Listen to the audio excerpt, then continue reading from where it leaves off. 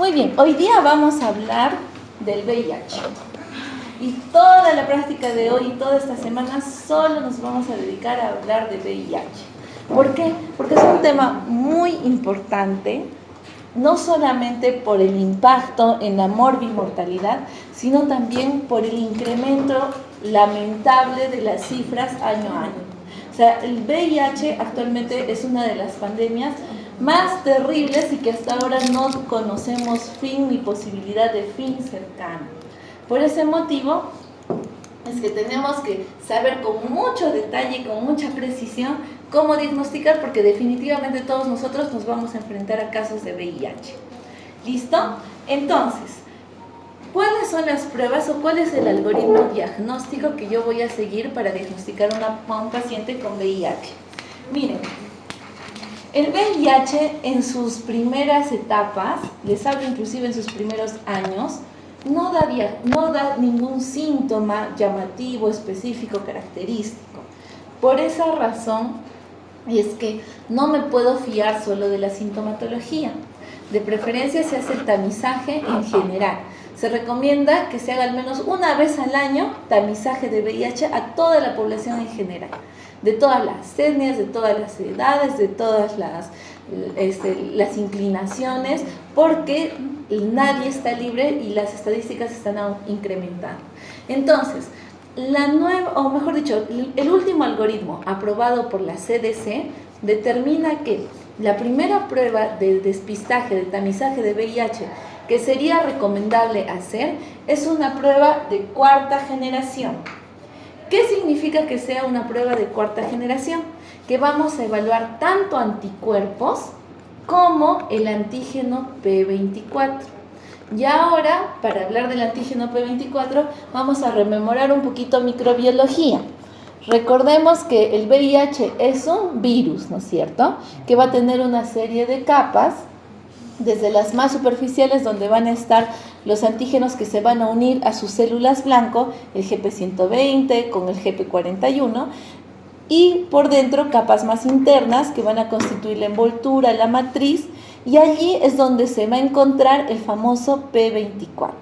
Entonces el P24 es un antígeno propio característico de este virión. ¿Listo? Entonces, una prueba de cuarta generación no solamente va a buscar identificar anticuerpos, sino también el antígeno P24.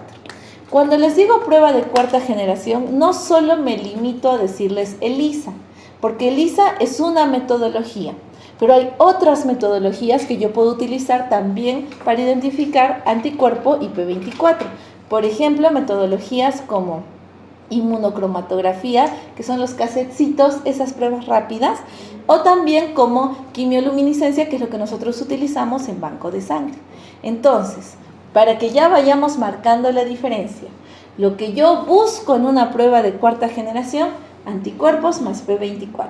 La forma en la que yo busco esto, la metodología, son diversas. Puede ser por ELISA, puede ser por quimioluminiscencia, puede ser por inmunocromatografía, que es el casetcito. ¿Listo? Entonces son cosas diferentes y se pueden combinar. Entonces, independientemente de cómo lo haga, me hicieron una pruebita rápida, una inmunocromatografía en casetcito, con P24 más anticuerpos, o tal vez doné sangre y me hicieron por quimioluminiscencia, lo mismo P24 más anticuerpos, o tal vez en un laboratorio prequirúrgico me hicieron los dos. En cualquiera de esos casos, si sale negativo, entonces he descartado la posibilidad de tener VIH. Si sale negativo, he descartado. Pero si sale positivo, todavía no puedo determinar que ese paciente tiene VIH. Puede caber la posibilidad de falsos positivos. Muy pocos, la verdad, cada vez menos, pero todavía puede caber la posibilidad. Entonces, al ser un diagnóstico tan sensible, yo tengo que confirmar. ¿Y con qué voy a confirmar esto? Con una prueba que también es un inmunoensayo, pero para buscar, ¿qué busco en esta prueba? Ya no busco P24, lo que yo voy a buscar son los anticuerpos contra HIV1 y HIV2. ¿Listo? Entonces, voy a buscar anticuerpos tanto contra HIV, VIH1 y 2. ¿Por qué les menciono esto? Porque el VIH existe de dos tipos, el 1 y el 2. El 1 es el más frecuente a nivel mundial y de hecho es el más frecuente en Latinoamérica, mientras que el 2 es más frecuente en África y en aquellas sociedades y en aquellas regiones que tienen un fuerte contacto con África, ya sea por el tema geográfico o por el tema histórico. Les hablo pues de países, por ejemplo, como la India, que está en contacto directo con África, como países como España, Portugal. Entonces allí cabe la posibilidad que yo diagnostique VIH tipo 2. Entonces, pido estos anticuerpos a través de este inmunoensayo de diferenciación. Cabe decirles que este inmunoensayo sí se hace en laboratorio, ese sí no tiene pruebas rápidas a la fecha, así que definitivamente se va a hacer o por ELISA o se va a hacer por quimioluminiscencia. ¿Listo? Entonces hacemos este ensayo y ahora vienen las posibilidades. ¿Qué posibilidades se presentan? Que yo salga positiva a VIH1 pero negativa al 2. Entonces si me sale así, he confirmado que tengo la enfermedad y que es de categoría 1. Vámonos por la otra opción. ¿Qué tal si me sale negativo el 1 pero positivo el 2? Lo mismo, he confirmado que tengo la enfermedad, pero es del tipo 2. ¿Qué pasa si los dos me salen positivos? Qué mala suerte que tienen, pero has confirmado la enfermedad y tienen los dos. Y por último, ¿qué pasa si los dos me salen negativos?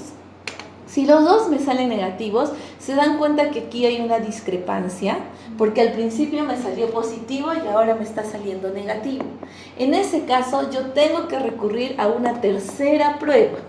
Esa tercera prueba va a ser mi prueba de NAT. ¿Qué es la prueba de NAT? Es una prueba de ácidos nucleicos, o sea, un PCR. ¿Qué es lo que voy a buscar? Voy a buscar ácidos nucleicos, en este caso RNA, ¿verdad? Entonces busco el RNA y si es que encuentro RNA, entonces es positivo y si no encuentro es negativo. ¿Por qué en este caso que haya esta discrepancia? ¿Por qué podría haber esta discrepancia y luego salir positivo? Es muy sencillo, miren. En la primera prueba yo busqué un pedacito del virus y busqué anticuerpos. En la segunda prueba ya solo busqué anticuerpos. Y como solo busqué anticuerpos, podría ser que estoy en la primera etapa cuando todavía no he tenido el tiempo suficiente de formarlos y por eso en una segunda prueba me podría salir negativo. Mientras que, ¿cómo hago la disquisición? Ya que todavía no se han formado anticuerpos, entonces pido el RNA, el NAT, para considerar que estamos en las primeras etapas, pero como ya está el virus, van a haber ácidos nucleicos. Entonces, por ese motivo es que tomo esta tercera opción ya para determinar si es sí o si es no. Esa es mi opción que hace la confirmación final. Entonces, este es el algoritmo que actualmente sugiere la CDC. Cada entidad sugiere un algoritmo en particular. Por ejemplo, la OMS tiene su propio algoritmo. Cada país puede acogerse a este algoritmo o cambiar la forma de este algoritmo. Eso ya va a depender de cada guía de práctica clínica. Sin embargo, en Latinoamérica este es el que actualmente está rigiendo, no solamente en el Perú, sino en general en Latinoamérica. Muy bien. Entonces, para hacer concreto esto, si yo tengo un paciente con VIH, ¿cuál es la primera prueba que le podría pedir? O sea, si yo tengo la duda, mejor dicho. Muy bien, le pido una prueba de cuarta generación. Listo. Esta prueba de cuarta generación, ¿qué es lo que va a buscar? Anticuerpos más el P24, que es el antígeno, ¿no es cierto? ¿Qué formas tengo de hacer esta prueba de cuarta generación? ¿Qué metodologías? Muy bien. Por ejemplo, la quimioluminiscencia es si va a donar a banco de sangre. Por ejemplo, ustedes que han donado en la campaña de banco de sangre, les hemos hecho esta prueba de cuarta generación, que por cierto todos han salido negativos. No sé que todavía no les hemos mandado sus resultados, pero es porque he estado enfermita. Ya la próxima semana me pongo al día. Pero todos han salido negativos, así que no se preocupen. Entonces, y con prueba de cuarta generación. Entonces, si donan sangre, les van a hacer a través de esta metodología. Pero ¿qué tal si se van a la posta? Entonces, ahí usualmente son las pruebas en casetcito. Esas pruebas en casetcito, ¿cómo se llama? Inmunocromatografía. Y la prueba de casetcito ideal sería una que en el cassette registre P24 y registre también anticuerpos. ¿O qué tal si van a operarlos de algo? Entonces, en este caso, ustedes van a un laboratorio para sus prequirúrgicos, ¿no es cierto? En el laboratorio, normalmente, ¿qué les hacen? ELISA de cuarta generación. ¿Listo? Entonces, hay muchos caminos para llegar a lo mismo. ¿Qué pasa si este pacientito sale positivo a esta prueba? ¿Se confirma? No. Todavía no. ¿Cuál va a ser mi prueba confirmatoria? Muy bien. La búsqueda de anticuerpos contra VIH-1 y VIH-2 a través de un inmunoensayo de diferenciación. Por si acaso les hago hincapié que el Western blot está muerto, enterrado y nunca más va a volver a nacer. Entonces, si alguna vez les cabe la duda que el Western blot sirve para VIH, ya no. Eso ya quedó en la época de los abuelitos. ¿Listo? Muy bien, sigamos. Entonces, hacemos esta prueba de diferenciación de anticuerpos VIH-1 o VIH-2. Si sale positivo el VIH-1, el VIH-2 o los dos, confirmado y tenemos que seguir para adelante porque ese ya es un pacientito con VIH. Pero ¿qué pasa si salen negativos los dos? ¿Hemos descartado la enfermedad? No, porque todavía cabe la posibilidad que salió el P24 positivo porque sí tiene el virus, pero salieron los anticuerpos negativos porque no ha pasado el suficiente tiempo para formarlos. Entonces, ante esa duda, yo recurro a lo más profundo que tiene mi virus, a su material genético. Entonces, ¿qué pruebita hago para poder determinar esto? NAT. La prueba de NAT busca el RNA. Si es que encuentra, confirmado, es un VIH. Si es que no encuentra, descartado. Ahora, novedades. Les traigo novedades, que yo también me digo así para atrás. Punto número 1, el autotest. Actualmente ya está funcionando un test, solo que todavía no está muy popularizado, pero ya varios países tienen. Es un test que viene en un sobrecito, lo venden en las farmacias, y lo que hacen es como una escobillita que sacas y te frotas la mucosa yugal, te frotas las encías, o sea, ni siquiera tienes que sacarte sangre, nada. Y esa escobillita la pones dentro de un estuche y el estuche es como una prueba de embarazo. Esperas 20 minutos y si marca las 2 rayitas es positivo. Entonces, es un test que se ha desarrollado, cada vez se está popularizando más.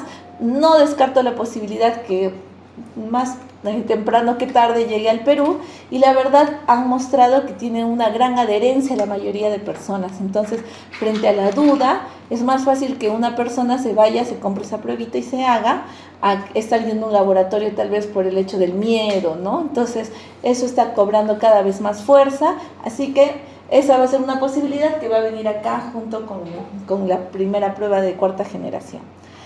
Otra cosa que también han desarrollado, que más que todo eso todavía está confinado a Estados Unidos por el costo, pero va a venir a cambiar este algoritmo de acá un par de años. Y es las pruebas de NAT, pero en prueba rápida. Ya hay pruebas rápidas de NAT, o sea, de ácidos nucleicos. Entonces, aún es costoso, más o menos cada prueba está en unos $1,000 aprox. Pero de acá a un tiempo esto va a ir bajando y si se hace accesible, imagínense, ya en las postas se podrían hacer tu prueba rápida de frente del NAT y automáticamente nos saltaríamos todo esto del algoritmo. Entonces, esto que estamos aprendiendo ahora no es algo escrito en piedra, no es algo que ya está establecido, va a cambiar. De acá a unos años definitivamente esto va a cambiar y es bueno porque el diagnóstico temprano y el diagnóstico oportuno va a ayudar muchísimo a frenar esta epidemia. Aún, como les digo, ya están desarrolladas, pero aún el costo es lo que está limitando. Será tal vez de acá a unos años que mejore esta situación. Muy bien, entonces, ahora viene la diferenciación entre qué pasa si es que yo no tengo el acceso, la posibilidad a una prueba de cuarta generación. Yo les apuesto que más de uno de ustedes habrán visto en las postas, en sus rotaciones, en el hospital, aplicar esas pruebitas rápidas, ¿verdad? Pero alguno de ustedes se ha puesto a leer qué es lo que medía esa pruebita rápida, si efectivamente medía P24 más anticuerpos. Les apuesto que ahora que lo hagan, ahora que vean, la mayoría de las pruebas rápidas de las postas no tienen todavía esa capacidad. En las clínicas sí he visto. En varias clínicas ya tienen las pruebas rápidas de cuarta generación, P24 más anticuerpos. Pero en las postas no. Entonces, ¿de qué generación son las que tienen las postas? Hay de tercera y de segunda generación. De primera, felizmente, ya casi nadie maneja, pero de tercera y de segunda. ¿Y cómo voy a diferenciar que es de tercera o cómo voy a diferenciar que es de segunda? Por lo que evalúa. La de tercera generación evalúa IgM e IgG del VIH, los dos. Y la de segunda solo evalúa IgG. Entonces, la próxima vez que ustedes vean una prueba rápida, lean, porque ahí dice, en el mismo casetcito, no siempre, a veces no lo ponen, pero en su gran mayoría sí dice. Y ahí van a ver qué tipo de generación es. ¿Y para qué me sirve saber esto? Para conocer el periodo ventana de las pruebas. Las enfermedades tienen, se les conoce como periodo ventana el espacio, el tiempo que demora desde que me infecto hasta que mi prueba sale positiva, ¿no es cierto? A la fecha no se ha desarrollado ninguna prueba cuyo periodo ventana sea 0 o sea horas, no. Lamentablemente, en todos los casos, incluidos de los ácidos nucleicos, hay un periodo ventana. ¿Cuánto es el periodo ventana en cada uno? Miren, comenzamos con el de los de cuarta generación, ¿ya? En el caso de cuarta generación, el periodo ventana aproximadamente es entre los 15 a 20 días, un promedio de 17 días. Entonces, si yo me infecté en los últimos 15, 20 días y me hago la pruebita, si es de forma inmediata, cercana, dentro de ese periodo ventana, me va a salir negativo. Pero igual es un periodo cortito.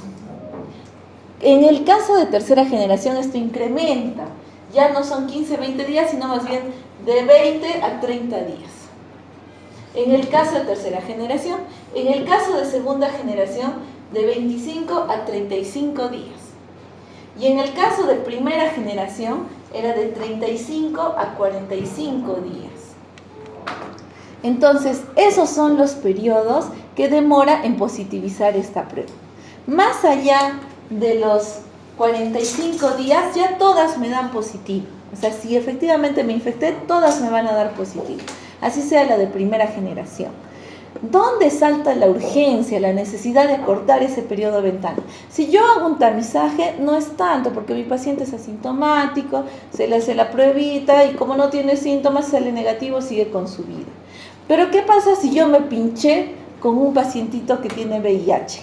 No quisiera saber ya si me infecté o no, ¿no es cierto? O qué tal si viene una persona que ha tenido un contacto de riesgo, o no se acuerda, o este contacto y luego se enteró que tenía VIH. Entonces, ante esa desesperación, cada día pues es vital para esa persona, ¿verdad? Entonces, en ese caso sí es importante que ustedes sepan que el periodo de ventana más corto de las pruebas más accesibles es en el caso de cuarta generación, más o menos de 14 días, de 15 días a 20. En el caso de las pruebas moleculares, las pruebas de carga viral, por ejemplo, tampoco, o sea, es menos, es más o menos en unos 10 a 15 días de periodo de ventana. Entonces, es menos, pero tampoco es tan poquito. La prueba que tiene menor periodo de ventana es la prueba de ultrasensible de carga viral, que esa tiene 5 días de periodo de ventana. Esa es la que menos periodo tiene, pero aún así son 5 días. Entonces, en ese caso, frente a ese riesgo, frente a esa duda, caballeros, a tomar los antirretrovirales. Tomar targa hasta que se pase el periodo de ventana y se lleve a cabo las pruebas que corresponden. ¿Listo? Muy bien. Entonces, Ya hemos hablado en cuanto a cómo es el desarrollo de la enfermedad y sobre todo cómo son las pruebas que yo voy a ir pidiendo frente a la duda de tener VIH o en un tamizaje común y corriente. Acá hay una población especial y es la población de los recién nacidos. ¿Por qué un recién nacido podría tener VIH? Por transmisión vertical. Muy bien. Felizmente en el Perú la transmisión vertical es menos del 1% de los casos de VIH. En África les cuento que es el 20%. Ahí sí es un problema terrible. Pero felizmente acá es muy bajo. Entonces, ¿qué hacemos en el caso de que haya la duda? O sea, imagínense una gestante que no se hizo sus controles, nunca le hicieron sus pruebitas, llegó a dar a luz y ¡zas! Descubres que para entrar a dar el parto tenía VIH. Entonces, frente a esa situación cabe la duda, ¿podrá haber una transmisión o no? Entonces, consideremos que hay un anticuerpo, un tipo de anticuerpo que sí atraviesa la barrera transplacentaria. ¿Quién es ese tipo de anticuerpo? El IgG. Entonces, si yo le pidiera a mi neonato IgG contra VIH, porque miren, hasta la prueba de cuarta generación evalúa IgG. O sea, si yo le hiciera una de cuarta, una de tercera, una de segunda, una de primera, me podría dar falsos positivos. Porque si la mamá tiene, definitivamente le va a marcar IgG positivo. Pero la duda es, ¿será ese IgG de la mamá o será ese IgG del neonato? Entonces, IgG para neonatos no me sirve de ningún tipo de enfermedad, no solo de VIH, por el hecho del IgG que es transplacentario. Vamos con el IgM. En el caso del IgM, la valoración del IgM para neonatos, si bien es cierto, no es transplacentario, pero recuerden que este es un diagnóstico crítico, es un diagnóstico muy sensible. Y la IgM es bastante inespecífica, no es tan específica como la IgG. Entonces hay una alta tasa de falsos positivos cuando yo doso IgM. Entonces, para VIH, la valoración de IgM tampoco es útil o no es del todo confiable. Así que, ¿qué es lo que me quedaría para hacerle a mi neonato si no le puedo hacer ninguna generación? Exactamente. Lo que me quedaría para hacerle a mi neonato sería detección de ácidos nucleicos, idealmente carga viral. Entonces, yo le voy a hacer el NAT o el conteo de la carga viral, y si es que me saliera positivo, todavía no es suficiente. Miren, las guías, a pesar de que sabemos que lo molecular es casi contundente, pero las guías dicen no, para cerciorarnos, para no condenar a esta persona de por vida, a pesar de que en el neonato salga la primera positivo, que han encontrado RNA, se tiene que confirmar con un segundo NAT, sí o sí. Entonces, en los neonatos, para la confirmación es un segundo NAT. ¿Cuándo voy a pedir estas pruebas? En la primera prueba se pide entre los 14 y los 21 días, o sea, entre la segunda y la tercera semana del neonatito. La segunda prueba se pide ya recién entre 1 y 2 meses. ¿Listo? Y si es que, ¿qué pasa si en la primera me salió negativo y en la segunda me salió positivo? Entonces, ante esa discrepancia, que podría ser que al principio era indetectable, tenía muy poquitas copias y en la segunda ya empezó a multiplicar, en ese caso pido una tercera. Y la tercera pruebita ya se hace entre los 4 a 6 meses. Y ya con eso determino. Ojito, en este caso, lo que sí corresponde es mientras vamos esperando estas fechas, no vamos a dejar al neonato al aire. Se arranca el tratamiento antirretroviral igual. Se le da el tratamiento ni bien nace por pura profilaxis. Una vez que yo pueda diagnosticar, es que recién yo inicio ya propiamente el tratamiento o continúo el tratamiento, y si es que saliera negativo, ya pues generaría un descarte y ante esa posibilidad pues se suspende el tratamiento. Pero en neonatos que han estado expuestos porque la mamá era VIH, tenemos que iniciar el tratamiento cuanto antes. Hay jarabes de sidobudina y ya les van dando eso. Muy bien.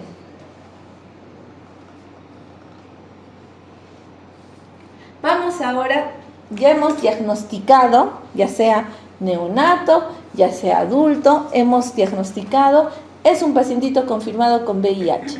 ¿Cuál es mi siguiente paso? ¿Qué más hago con ese paciente? Antes de iniciar el tratamiento, tengo que estadificar, ver cuán mal está. Porque no es lo mismo que recién se haya contagiado hace un mes a que se haya contagiado hace 10 años, ¿verdad? Entonces, esa estadificación se va a hacer gracias a la CD4, exactamente. Entonces, ¿qué le voy a pedir a mi pacientito? Le voy a pedir el dosaje de CD4. ¿Cómo es que nosotros dosamos CD4? Hay una pruebita que se encarga de evaluar los CDs, ¿se acuerdan? Las Cluster Differentiation. ¿Qué pruebita era? Citometría de flujo. ¿Listo? La técnica es citometría de flujo. ¿Cuál es mi objetivo de la citometría de flujo? Evaluar los CDs. Dependiendo, si yo quería categorizar una leucemia, me ayudaba con los CDs, pero también puedo hacer a través de la citometría de flujo el dosaje, el conteo de CD4. Entonces, cuando lean CD, saben que el camino para esa CD es una citometría de flujo. ¿Listo? Entonces, pido cuantificación de CD4 y para poder determinar que estamos bien o estamos mal y cuán mal, tenemos que saber cuánto es el valor normal de CD4. ¿Cuánto es el valor normal de CD4? A ver, nosotros inmunocompetentes. ¿Cuánto es lo normal? 500 a más. Si tengo 500 a más de CD4, estoy todavía en parámetros normales. Idealmente en un inmunocompetente estamos rondando los 1000, 1500, idealmente. Pero ya, como podemos tener otras enfermedades no necesariamente inmunocomprometedoras, sino no lo sé, una infección, ¿no? Entonces podría bajar hasta 500 y es admisible. Pero menos de 500 ya representa un problema de inmunosupresión. Entonces, ¿cómo vamos a estadificar? Miren, aquí está la tablilla. Le pido dosaje de CD4 y si tiene 500 o más, es estadio 1. Si tiene de 200 a 499, es estadio 2. Y si tiene menos de 200, es estadio 3. Entonces, eso va en mi eje vertical. ¿Qué va en mi eje horizontal? En mi eje horizontal está cómo encuentro yo a mi paciente. Si ya cuando lo diagnostico tiene algún síntoma, tiene alguna enfermedad agregada, y lamento decirles que sí, cada uno tiene su listado de enfermedades. Este es el que tiene más listado todavía. Sí, es importante que lo aprendan, pero no para el curso, sino para los exámenes del ENAM, de residencia y demás. Mi recomendación es, apréndanse las clásicas nomás, las más frecuentes. Por eso hoy día vamos a tocar las clásicas, las más frecuentes. Pero más o menos para que tengan una idea. Si yo tengo un pacientito que fue a donar sangre, o sea, absolutamente asintomático, sano, lo evalué, no tenía ninguna molestia, ni siquiera carraspera, y sale VIH positivo, y yo le hago su CD4, y en el CD4 sale más de 500, entonces estaríamos hablando de un estadio A por asintomático y 1 porque su conteo es alto. O sea, en el A usualmente están los asintomáticos o están las sintomatologías más leves, que podrían confundirse fácilmente con una gripe, fácilmente con una infección leve. En el C están los oportunistas. Todas las infecciones oportunistas que se les puedan ocurrir, que normalmente no pasan en los inmunocompetentes, sino en los inmunosuprimidos. Entonces ahí está Pneumocystis jirovecii, ahí está la criptococosis, las coccidias, el Cryptosporidium, la isospora, ahí está también la tuberculosis, pero en lugares raros. Claro, el Mycobacterium avium o también la tuberculosis meningia, que eso no es frecuente en un inmunocompetente, o la miliar, que no es frecuente. Entonces, Todos esos que no deberían de causar infecciones o que deberían autolimitarse están acá. Y lo demás está en el medio. Entonces, apréndanlo así. Acá los asintomáticos son cosas muy leves, acá todos los oportunistas, que es una lista gigantesca, y el resto aquí en medio. Entonces, de esta tablita que yo genero, lo más valioso es esta L. Miren esta L. ¿Para qué me sirve esta L? Para poder determinar que mi paciente esté en estadio SIDA. O sea, todo aquel pacientito con VIH, con conteo menos de 200 o con infecciones oportunistas, está en estadio SIDA automáticamente. O sea, puede ser que venga tranquilo, feliz, como si nada, pero tiene una diarrea de más de un mes y encuentro isospora belli. Automáticamente ese paciente, ¿qué pasó? A estadio SIDA. Así tenga 1500 de CD4, tiene un oportunista, está en estadio SIDA. Entonces, para eso me sirve. Y de acuerdo al estadiaje, yo voy a ver no solamente el tratamiento, sino agregar otros elementos que requieren. Le tengo que dar un tratamiento adicional, tengo que hospitalizar, tengo que ver otros factores de riesgo.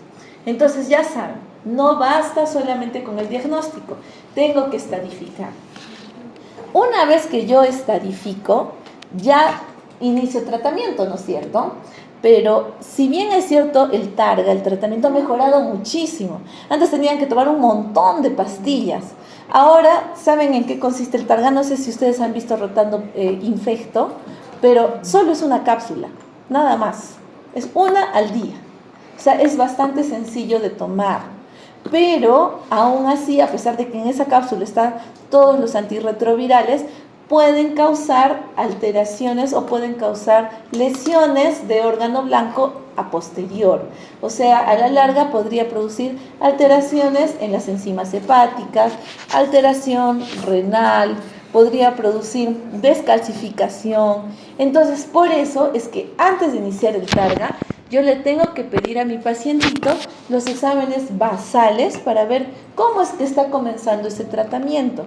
No en todos va a haber estas reacciones adversas y tampoco no van a ser inmediatas, a veces después de décadas. Pero de todas maneras yo necesito un basal para poder hacer mi seguimiento y mi control años posteriores y tiempo posterior. Entonces, ¿qué pido normalmente para mi basal? Básico, hemograma, porque hemograma siempre pedimos para todo y para todos. Después, mi perfil hepático, mi perfil renal, mi perfil lipídico, porque también condiciona o produce dislipidemia. ¿Se acuerdan cuando hicimos perfil lipídico? Ahí también hablamos que el Targa producía algunas dislipidemias.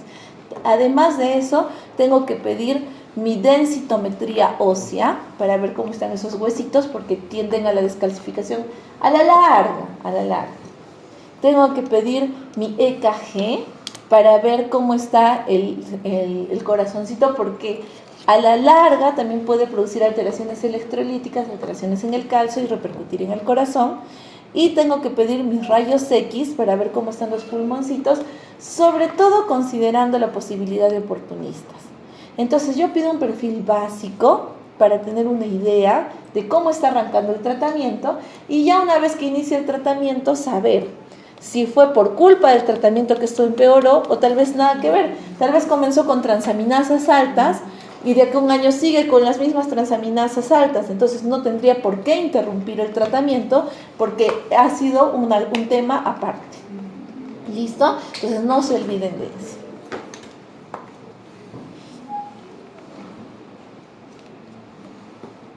Está esto y está esto. Entonces,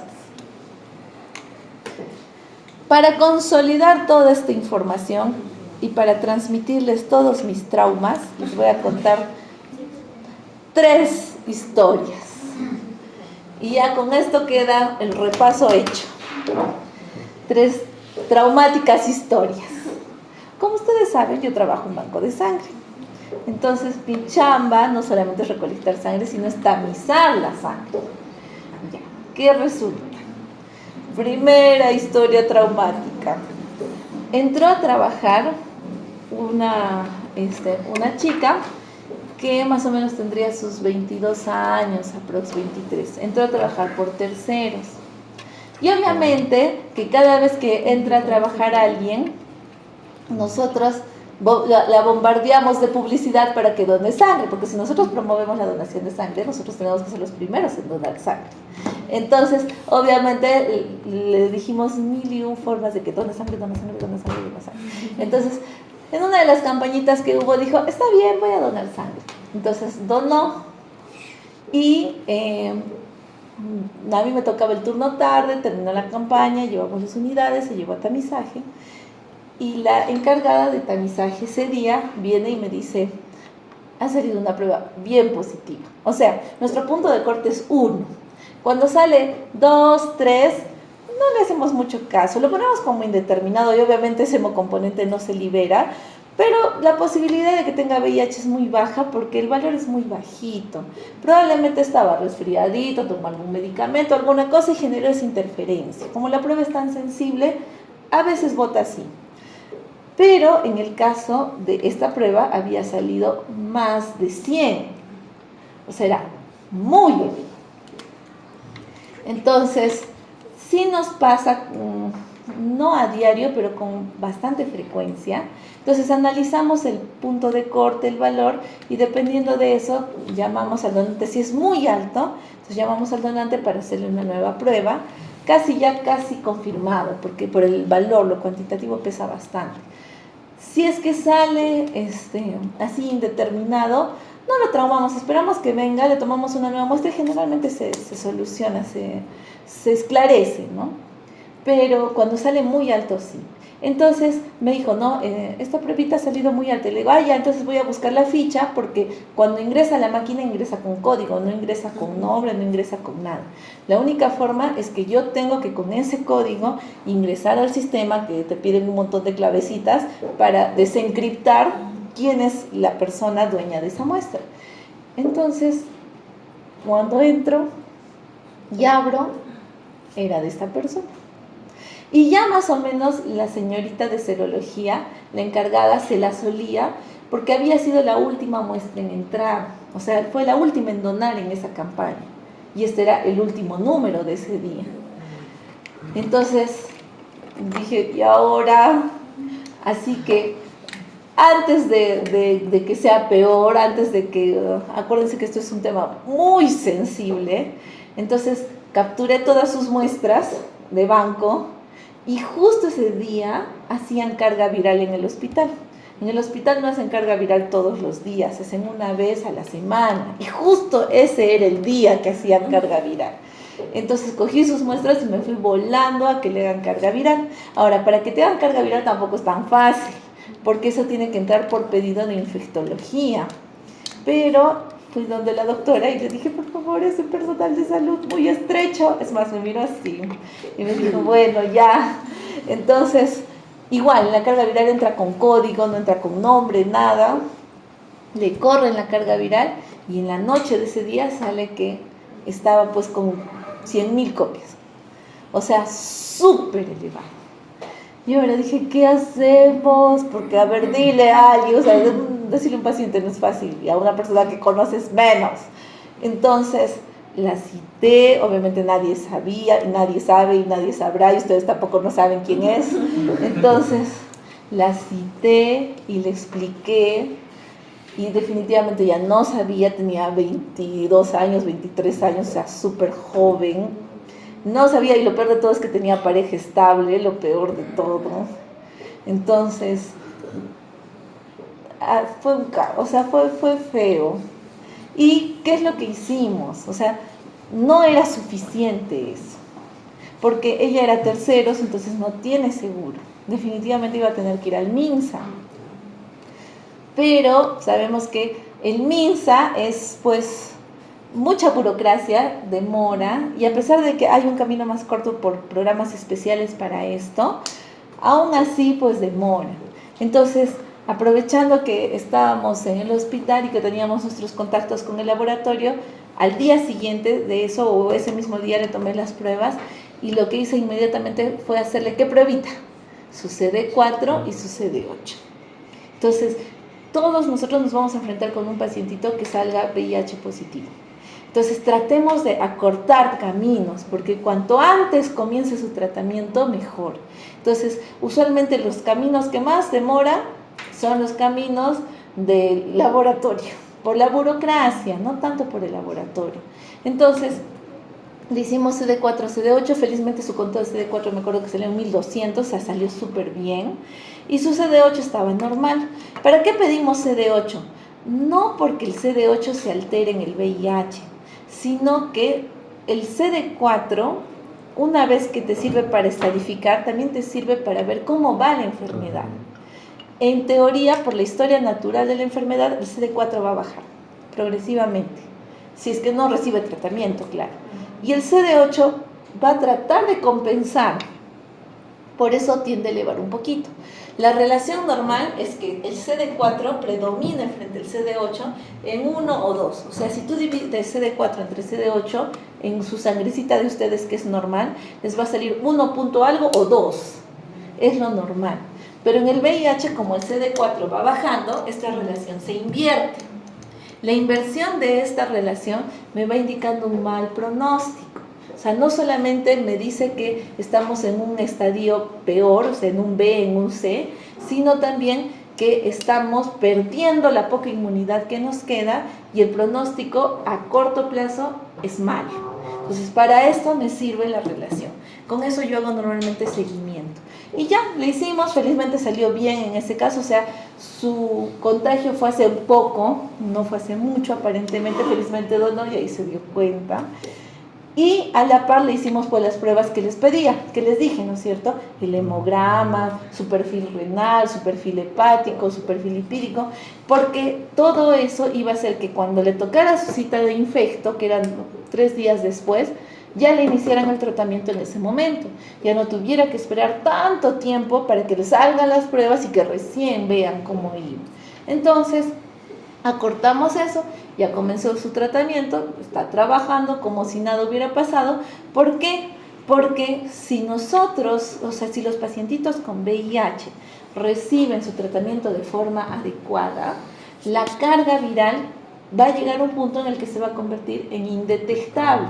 Indetectable no es sinónimo de 0 copias, pero son menos de 50 copias usualmente. Entonces, una carga indetectable es sinónimo de intransmisible. O sea, si alguna vez tenemos la mala suerte de tener contacto con la sangrecita de un paciente indetectable, es intransmisible. O sea, ¿nos contagiamos? No nos contagiamos. Entonces, por eso es importante el tema de que lleguen a estar indetectables, ¿no? Y es lo que busca o pretende la OMS a nivel mundial. El 95, 95, 95. ¿Cuál es la meta 95? Que dice que de todos los pacientes con VIH, el 95% estén diagnosticados. De todos los pacientes diagnosticados, el 95% estén recibiendo tratamiento. Y de todos los pacientes que reciben tratamiento, el 95% sea indetectable. Si es así, hay esperanza de frenar esta pandemia. Todavía no llegamos a esa meta, la verdad, pero es lo que pretendemos, lo que se busca. Entonces, por esa razón, es que con este casito que les cuento, hemos visto cómo ha transcurrido todos los exámenes de laboratorio, lo importante que son y sobre todo lo oportuno que deben de ser. Cuanto antes, mejor. ¿Listo? Ahora, vamos con el segundo casito para traumatizarlos más. Es que es mi día a día y es obligatorio que ustedes entiendan la magnitud.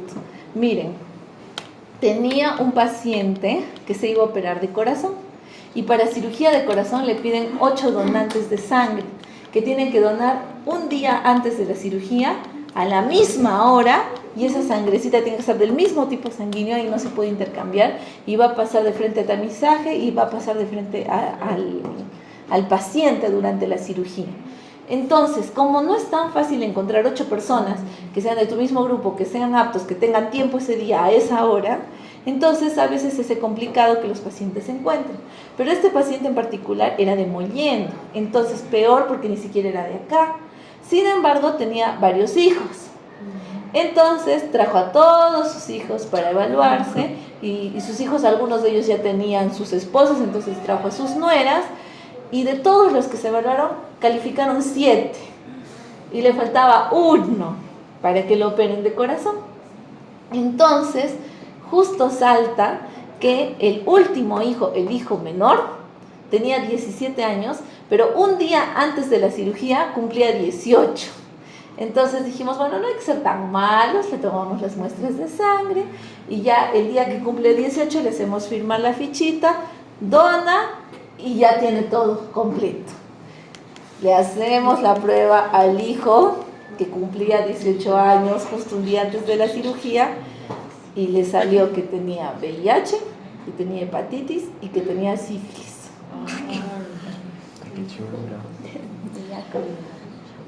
¿Y ahora, qué hacemos? Entonces, segundo aprendizaje para su vida. Cuando tengan un paciente diagnosticado con VIH, además de las pruebas que les he dicho, del hemograma, lo basal para dar su tratamiento, también pidan pruebas contra ITS. También pidan, porque al final en Banco de Salud nosotros hacemos un pool de estudios, ¿no es cierto?, que ya están preestablecidos, pero en la consulta diaria todo va a depender de lo que ustedes pidan. Entonces puede caber la posibilidad que este pacientito también tenga otras infecciones, porque si se ha infectado de VIH, es que ha tenido contacto de riesgo. ¿Cuán riesgoso será ese contacto? Por eso pidan hepatitis B, hepatitis C, pidan sífilis, pidan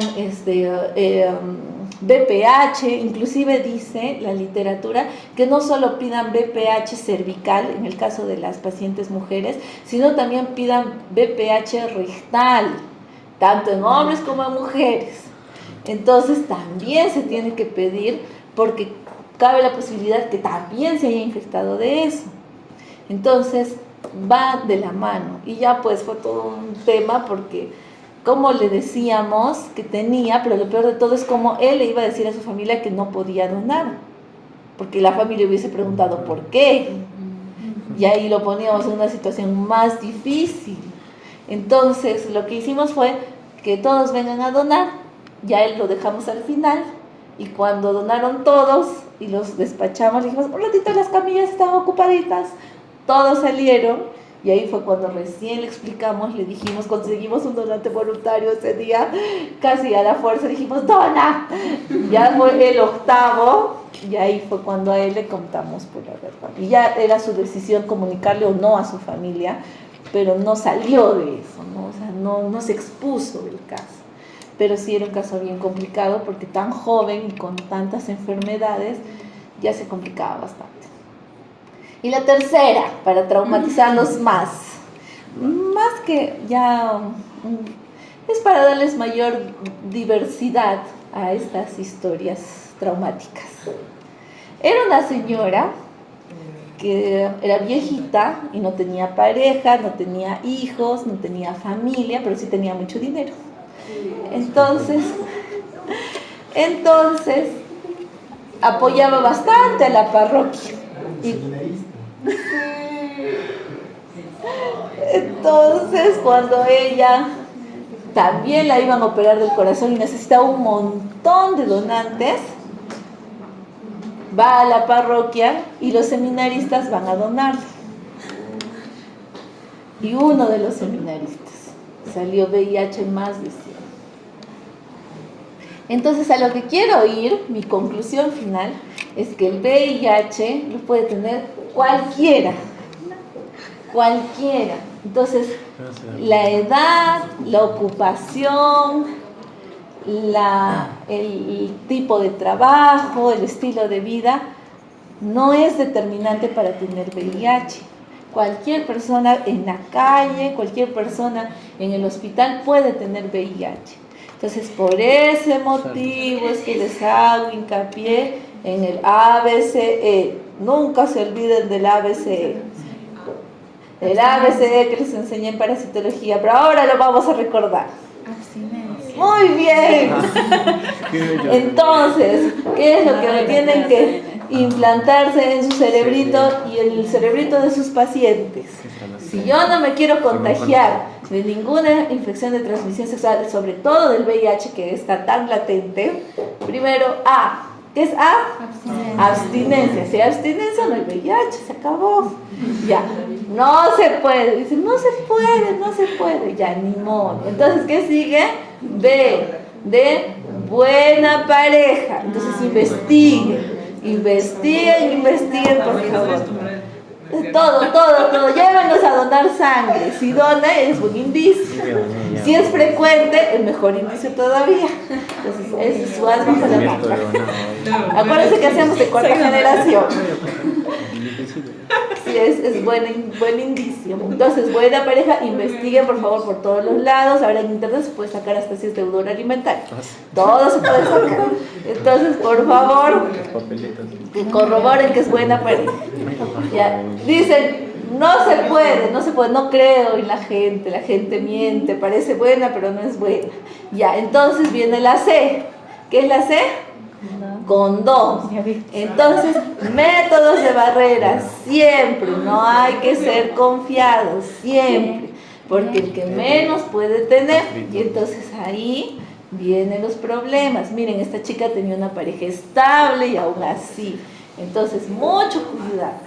Y por último, la E de educación, siempre edúquense, lean al respecto, para que nadie los pueda engañar nunca. ¿Listo? Entonces, ya saben, esta clase es mi oportunidad para lavarle su cerebrito. Muy bien. Es para mi abuelita. Entonces, ahora sí, comenzamos con las exposiciones. Preguntado, vamos a exponer. Ah, es cierto, ¿quién va a exponer? ¿A quién le tocaba?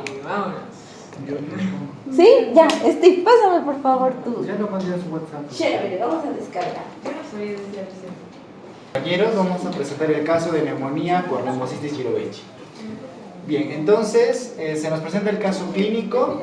Es un paciente varón de 32 años, natural y procedente de Lima, con diagnóstico de neumonía típica que no responde a tratamiento con acitromicina. Refiere antecedente de ser portador de VIH y cursa actualmente con tratamiento antirretroviral, al cual no muestra buena adherencia, puesto que su último conteo de CD4 fue menos de 200 células. Actualmente presenta cuadro clínico de 3 semanas de evolución, caracterizado por fiebre, tos seca y disnea. Los signos vitales: el paciente presenta una saturación de oxígeno menor al 90%, los rayos X, bueno, estoy presentando las principales alteraciones, o sea, se entiende que los demás signos vitales también son importantes, pero para el caso clínico, esos son los de mayor importancia. Entonces, la saturación de oxígeno menor al 90%, a la radiografía de tórax se muestra opacidades bilaterales en ambos campos pulmonares, en distribución periliar, a lo que se conoce como alas de murciélago o alas de mariposa. Y en cuanto al laboratorio, el dosaje de beta-D-glucano está en 91 picogramos por mililitro, teniendo un valor de referencia que debe ser menor a 31, y el análisis de gases arteriales, el PaO2 está igual a 60 mililitros de mercurio del aire ambiente, y bueno, indicativo, ya que menos de 70, pues se hace la primera sospecha es por alguna infección por neumocistis jirovecii, que es el diagnóstico del paciente. ¿Y listo? Muy bien. Neumocistis jirovecii es un hongo oportunista. Para los oportunistas es muy importante, o sea, oportunistas frente a un paciente con VIH, es muy importante el conteo de CD4. ¿Listo? Entonces recuerden que yo sospecho de neumocistis jirovecii si yo tengo menor a 200 de CD4. ¿Listo? Entonces, pacientito que se va a presentar, antecedente VIH, CD4 menos de 200, tos, fiebre, disnea. La tos usualmente no es muy productiva. Entonces, bajo ese criterio, yo sospecho de neumocistosis. Ahora, ¿cómo hago el diagnóstico? Lo primero, si es respiratorio, lo primero que voy a hacer por criterio es tomarle una radiografía, ¿verdad? O una tomografía, dependiendo de mi acceso. Entonces, en ese caso, ¿qué es lo que voy a encontrar? Voy a encontrar infiltración en parches, bivasalos a nivel de las bases, usualmente se ubica. Es cierto, en vidrio esmerilado o en alas de mariposa, ¿ok? Pero aún así, a pesar de tener este patrón, no es al 100% característico, o sea, podrían ser otras cosas. Entonces todavía me genera sospecha, pero no me determina todavía qué es una neumocistosis. Entonces, ¿qué me va a diagnosticar la neumocistosis? Miren, la prueba ideal, el gold estándar, sería hacer un lavado bronquioalveolar. ¿Cómo es un lavado bronquioalveolar? Para hacerlo, mi paciente tendría que estar sedado, intubado, o si no, llevarlo a que le hagan la broncoscopía. Entonces, sedado, se aplica suero fisiológico y lo que se lava es lo que se obtiene para la muestra. Entonces, el esputo acá no me va a servir, porque es muy superior. Tiene que ser profundo el lavado. Y ese lavado, yo le tendría que hacer una tinción. La tinción ideal es la tinción con plata, pero a veces no hay esa tinción. ¿Qué es lo que más hay en los hospitales? Por ejemplo, Yemsa. Podría ser Yemsa también que me ayude a completar para hacer el diagnóstico.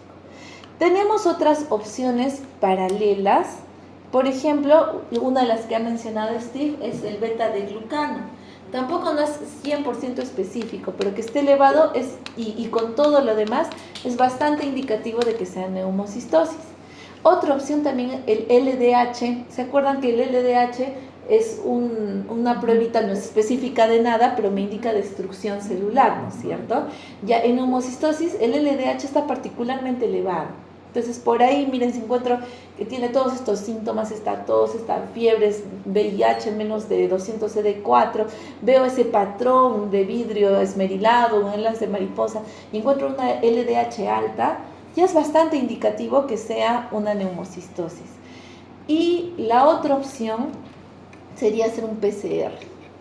El PCR ya es definitivo, pues porque es un diagnóstico molecular, pero el PCR es específico, o sea, tendré que pedir particularmente para neumocistosis.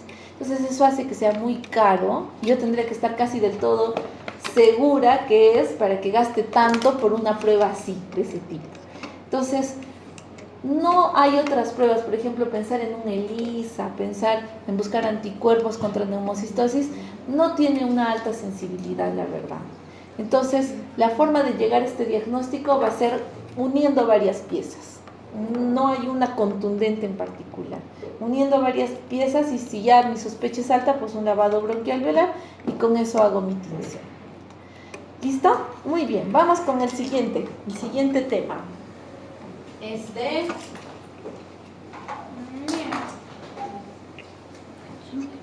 Criptosporidium.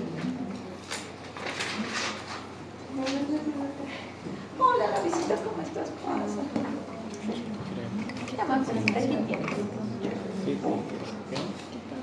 Buenas noches. Bueno, voy a exponer sobre lo que es infección intestinal por coccidias en Cryptosporidium.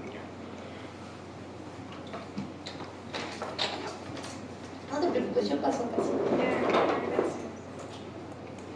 Bueno, vamos a tener los datos generales del paciente. Es un paciente masculino de 38 años, con procedencia de una zona rural en Cajamarca. Su ocupación es agricultor. Él tiene un tipo de agua de consumo de agua no tratada, que es de pozo. Antecedentes patológicos, el paciente tiene VIH, pero abandonó el tratamiento hace 4 meses. Y el último recuento de CD4 fue de 120 células, lo cual es muy bajo, ¿no? Entonces vamos a ver más o menos cuáles son los gérmenes oportunistas y en qué recuento depende, ¿no? Por ejemplo, el caso de ahora es Cryptosporidium y se da en menos de 200 células.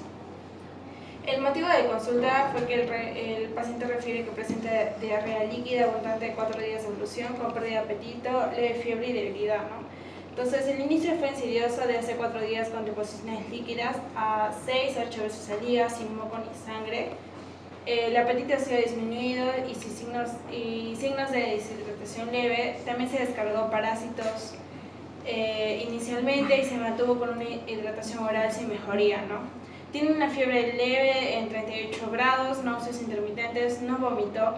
Tampoco tiene contacto con personas con síntomas similares y se sospecha también de una infección parasitaria oportunista, ¿no? En lo que es la presión arterial, estaba un poco hipotenso, se puede deber a la deshidratación.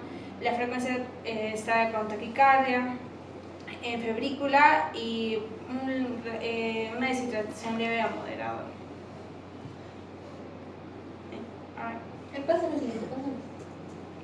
Ya.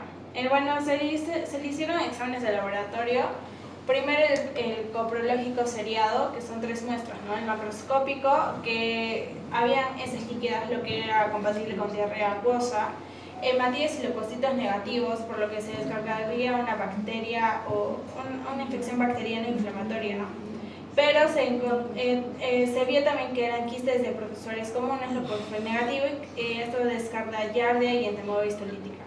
Además, se le hizo una tinción sin lisis modificada, y esta es esencial para detectar coccidias como Cryptosporium, Ciclospora y Zoospora, ¿no?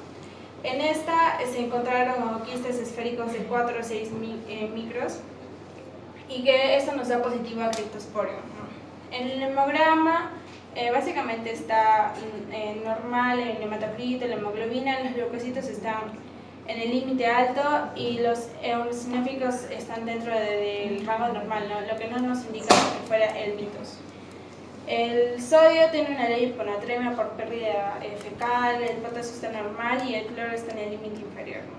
Entonces, el diagnóstico final del paciente es una infección intestinal por Cryptosporium con deshidratación leve y alteración electrolítica. Ya, eso sería todo. Muy bien.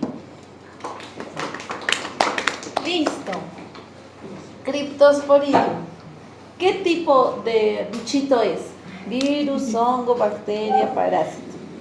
Me agarro para no caerme. Ay, parásito. Es un parásito, eso lo hemos visto hace 2 años. Muy bien. ¿Qué tipo de parásito es? Es una coccidia, es un protozoario y es una coccidia. ¿Por qué les menciono esto? Porque las coccidias son parásitos oportunistas. Entonces, dentro de las coccidias no solamente está el Cryptosporidium, está por ejemplo la Isospora belli. Entonces, la Ciclospora cayetanensis, pero esa es más rara. Quedémonos con Isospora y con Cryptosporidium. Entonces, estos parásitos, si es que me infectaran a mí como inmunocompetente, simplemente se van a autolimitar. O sea, puede que yo no tome nada, ni agüita de sal, y se autolimita. Porque mi sistema inmune va a ser suficiente para que desaparezca de mi cuerpo. En cuestión de días o a veces de horas, dependiendo de mi inmunidad, puedo eliminarlos. Pero ¿qué pasa en un pacientito inmunosuprimido? En un paciente inmunosuprimido, la presentación de estas coccidias es indefinida. Entonces, son diarreas que duran más de un mes. O sea, este pacientito ha tomado de todo, ha hecho de todo y no se le pasa.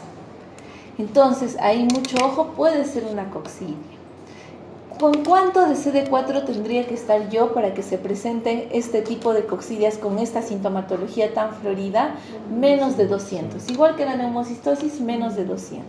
Entonces ya, ojito, ahí estamos viendo que ambos casos son para estadio SIDA, ¿no es cierto? Listo. Entonces, ¿qué sintomatología va a tener mi paciente? Entonces, recordemos las coccidias, que bien clarito las deben de tener, ¿verdad?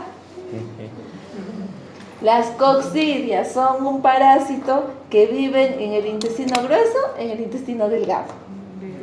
En el delgado. Entonces, entran y salen de los enterocitos, y van reventando enterocitos por doquier. ¿Qué generaría? ¿Cuál es la función del enterocito? Absorción. Muy bien, absorción. Entonces, si rompo enterocitos, ¿qué molestias va a producir? Mala absorción. ¿Cómo se demuestra, cómo se expresa la mala absorción? Ya vamos a tener pérdida de vitaminas. ¿Qué más? Lientería. Muy bien. ¿Qué significa lientería? Que no se absorben los alimentos. Entonces van a haber restos alimenticios en las heces. Que va a haber restos de grasa, va a haber inclusive alimentos a medio digerir, ¿no es cierto? Y además, como no se absorbe, como va a haber una gran concentración en la luz del intestino, esto va a jalar agua, va a producir una diarrea osmótica. Entonces, ¿cómo van a ser esas heces? Líquidas, muy líquidas, por la diarrea osmótica que producen. Y esto a su vez, ¿a qué va a conllevar? A que haya distensión abdominal, a que haya flatulencia, porque no se va a poder digerir ni los disacáridos, no se va a poder digerir las proteínas. Entonces, es un pacientito que va a venir, que va a indicar que tiene más de un mes o por mucho tiempo una diarrea, ya cayendo en el tema de una diarrea crónica, que a pesar de lo que ha tomado, no mejora y tiene heces líquidas, hay mala absorción, hay distensión abdominal y flatulencia. Entonces, ¿cómo vamos? Ya estamos sospechando de una coccidia, ¿cómo vamos a confirmar su presencia? Podemos ir desde lo más simple, que es un examen directo de heces, un examen común y corriente de heces, que sí hay coccidias que se pueden observar en un directo de heces, por ejemplo la isospora. La isospora es grande, es grandecita, entonces sí se podría encontrar en un directo de heces, pero un Cryptosporidium no, porque es más pequeñito. Entonces, si yo estoy pensando en Cryptosporidium, tengo que hacer una tinción. ¿Cuál es el problema? Si yo usara Lugol, que es lo que más se usa para heces, para parásitos, no se va a teñir, porque el Cryptosporidium tiene una particularidad, tiene una pared, su ooquiste tiene una pared gruesa. Entonces, ¿qué tinción utilizo para esos microorganismos de paredes gruesas que no permiten el ingreso de tinción? Sil-Nielsen. ¿Por qué? Aquí entra la categoría, por ejemplo, de los bacilos ácido alcohol resistentes, ¿no es cierto? No penetra, entonces por eso es que yo tendría que usar Sil-Nielsen. Por eso es que yo voy a pedir Sil-Nielsen también para las coccidias. Y Sil-Nielsen lo hacen en todas partes, hasta en las postas, porque es lo que usamos para hacer las baciloscopías. Entonces, si ustedes están sospechando de alguna coccidia, entonces llenan su hoja de baciloscopía, solo que ponen ahí que la muestra va a ser en heces, y lo que ustedes están buscando no es BK, sino están buscando coccidias. Coccidias en general, ya lo que salga lo determinará el laboratorio. Piden, ahora, el pedido debe de ser seriado. ¿Por qué? Porque hemos dicho que las coccidias entran y salen de los enterocitos. ¿Qué tal si justo tú tomas la muestra en la que la coccidia entró al enterocito? Sale negativo. Entonces, al menos unas 3 veces yo le voy a pedir Sil-Nielsen para poder observar. ¿Puedo pedir otras tinciones que se usan para ácido alcohol resistente? Sí. ¿Qué otras tinciones nosotros usamos para ácido alcohol resistente? Muy bien, naranja de acridina. ¿Qué más? ¿Le suena Kinyu? Kinyu también se usa para diagnóstico de BK, también se usa para diagnóstico de las coccidias, que no es muy frecuente, la verdad, la mayoría de los laboratorios no lo tiene, pero lo preguntan, así que vamos a mencionarlo. O auramina, rodamina, exactamente, la de la fluorescencia, también me serviría para coccidias, también serviría. Entonces, esas opciones serían para poder encontrar las coccidias. Ya en el peor de los casos, si es que no, si yo estoy segura y no encuentro, le han hecho seriado y no encuentro, hasta 5 veces pueden pedir en seriado, bueno, ya podríamos pedir otras alternativas, ¿no? Como ELISA, pero es rarísimo. Usualmente las coccidias con el examen de heces es más que suficiente para diagnosticar. Sí es cierto que el Cryptosporidium, cuando se hace severo, cuando ya es un paciente archiinmunocomprometido, puede migrar a otras partes del cuerpo, puede migrar a pulmón, puede migrar a vesícula biliar, pero eso ya es una complicación muy severa, muy severa. ¿Listo? Muy bien, vamos con lo último, que sería criptococcus, ¿no es cierto?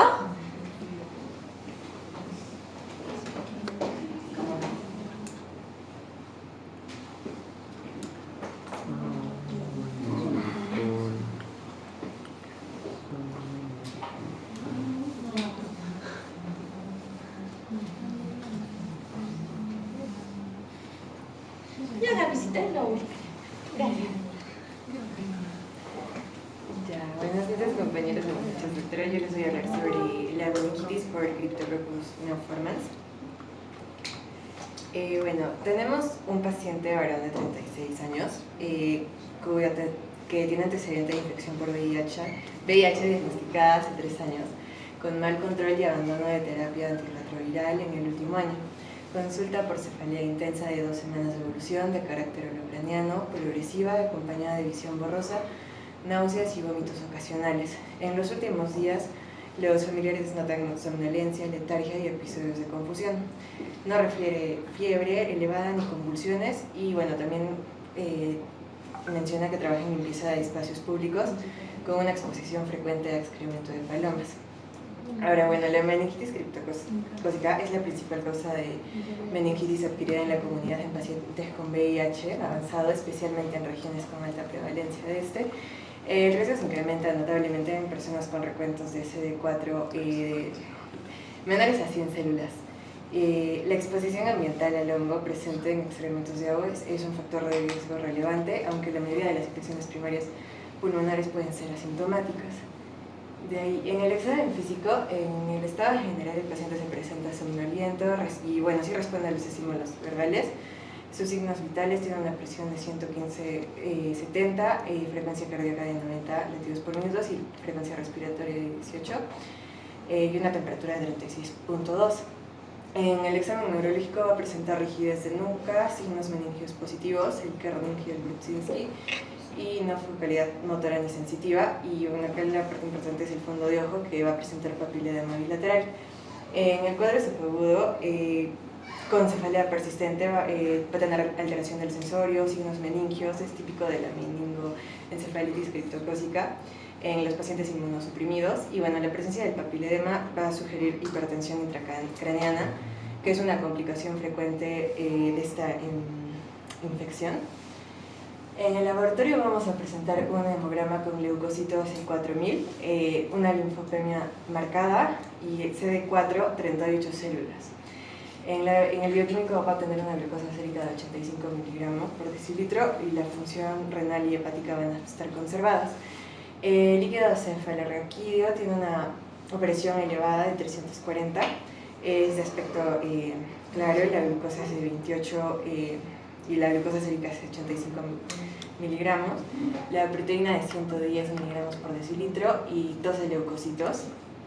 En tinta china va a salir positiva para la levadura encapsulada y como antígeno criptocócico líquido cefalorraquídeo también va a salir positivo y el cultivo, por último, va a presentar crecimiento de Cryptococcus neoformans.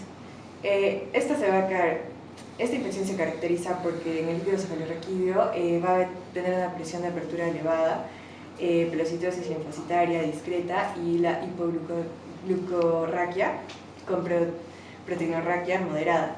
La baja respuesta inflamatoria es típica en inmunodeprimidos y la visualización de levaturas encapsuladas en la tinta china y el antígeno criptocócico positivo van a confirmar este diagnóstico, especialmente el cultivo.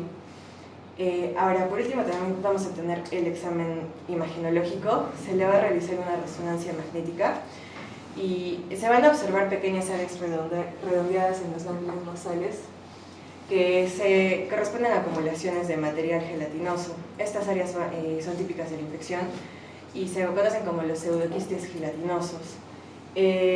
Como tratamiento, al paciente se le va a aplicar anfotericina B liposomal, que es la anfotericina más bajita, con menos daño, 4 miligramos por kilo al día intravenoso, más flucitocina de 100 miligramos por kilo al día vía oral en 4 dosis durante al menos 2 semanas.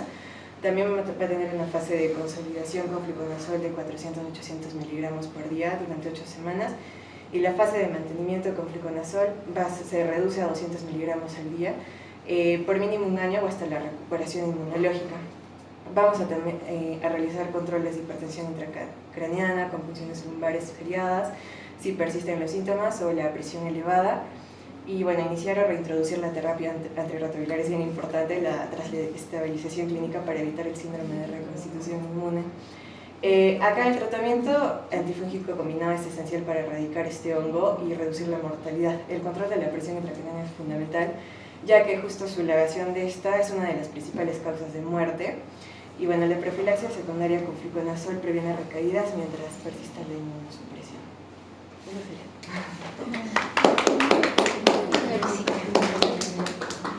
Muy bien, entonces, criptococo. El criptococo es ¿qué tipo de bichito? hongo, muy bien, por ahí comenzamos bien, es una levadura. Y en el caso del criptococo asociado a VIH se va a presentar en los pacientitos con un conteo de CD4 menor a 100. O sea, tienen que estar más comprometidos para que el criptococo aparezca. Porque el ser oportunista yo requiero una inmunidad muy baja para que el hongo dé pie, ¿no?, a una infección. La transmisión efectivamente es por las palomas, esas ratas con alas.